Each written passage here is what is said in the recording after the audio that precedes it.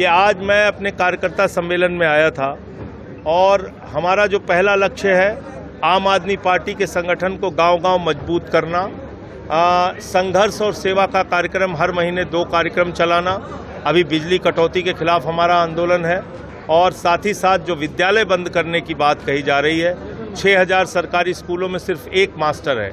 तो यहाँ पे भाजपाइयों के पास अडानी के लिए पैसा है, अंबानी के लिए पैसा है, अपने पूंजीपति दोस्तों के लिए पैसा है। जो गांव में रहने वाला किसान है उसके बच्चे के लिए पैसा नहीं है, उसके स्कूल के लिए पैसा नहीं है, अस्पताल के लिए पैसा नहीं है, खाद की बोरी के लिए पैसा नहीं है, फसल के दाम के लिए पैसा नहीं है, नौजवानों को रोजगार देने के लिए पैसा नहीं है।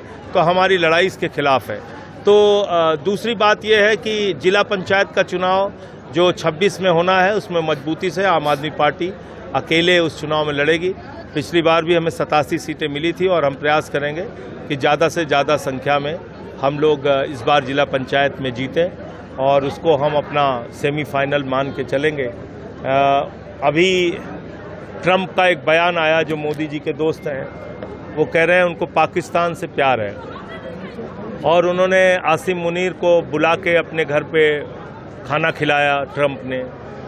फिर उसके बाद पाकिस्तान ने कहा कि ट्रंप को जो है वो शांति का नोबेल पुरस्कार मिलना चाहिए। इन सब परिस्थितियों में मोदी जी की विदेश नीति 100% फेल साबित हुई है और इससे हम लोग शर्मसार हो रहे हैं, भारत की जनता शर्मसार हो रही है। मोदी जी अपने मुंह से एक शब्द नहीं बोल पा रहे हैं कि अगर तुम्हें पाकिस्तान से प्यार है तो तुम भारत के हितों की रक्षा नहीं कर सकते और फिर हमारा तुम्हारा साथ नहीं है।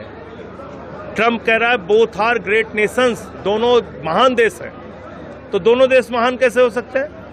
उसने भारत को पाकिस्तान के बराबर लाके खड़ा कर दिया, रोज हमारी बेइज्जती करता है और अभी तक मोदी जी कुछ नहीं बोल रहे हैं। तो मोदी जी को ट्रंप से प्यार है, मोदी के अंधभक्तों को मोदी से प्यार है और ट्रंप को पाकिस्तान से प्यार है, लेकिन आम आदमी पार्टी के कार्यकर्ताओं को और इस देश के लोगों को भारत माता से प्यार है।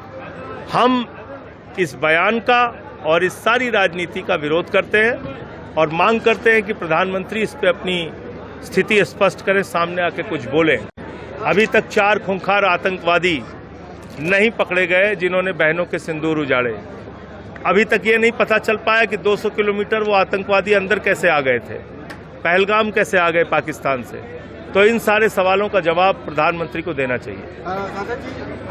इजराइल और ईरान जो युद्ध चल रहा है उस पे भारत की भूमिका को लेकर कहना चाहिए। देखिए, भारत की भूमिका अपने हितों को देखने की होनी चाहिए। हमारा हित किसके साथ है? अमेरिका तो हमारे साथ खड़ा नहीं हुआ, अमेरिका ने तो हमको धोखा दिया, चीन ने हमको धोखा दिया। तो हमको अपना हित पहले देखना चाहिए।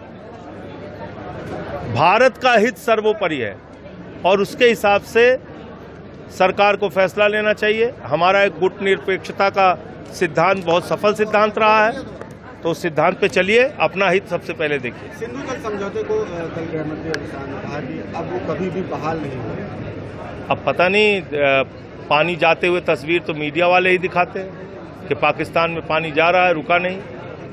तो ये लोग कहते कुछ है, करते कुछ है, इनकी बात का कुछ पता नहीं चलता। कह रहे हमारे नस नस में सिंदूर बह रहा है। तो एक फिल्म आई थी सौदागर, ये सिंदूर के सौदागर बने हैं मोदी जी। कह रहे घर घर सिंदूर बांटेंगे। तो महिलाओं ने हिम्मत दिखाई कि घर में आना मत, नहीं तो फिर चेहरा लाल करके भेजेंगे। तो डर गए, फिर बोले नहीं हम सिंदूर नहीं लेके जाएंगे। तो इसलिए मैं ये कह रहा हूँ कि भारतीय जनता पार्टी की कथनी और करनी में बहुत बड़ा भेद है और ये हिंदुओं के भी सगे नहीं है, ये किसी के सगे नहीं है।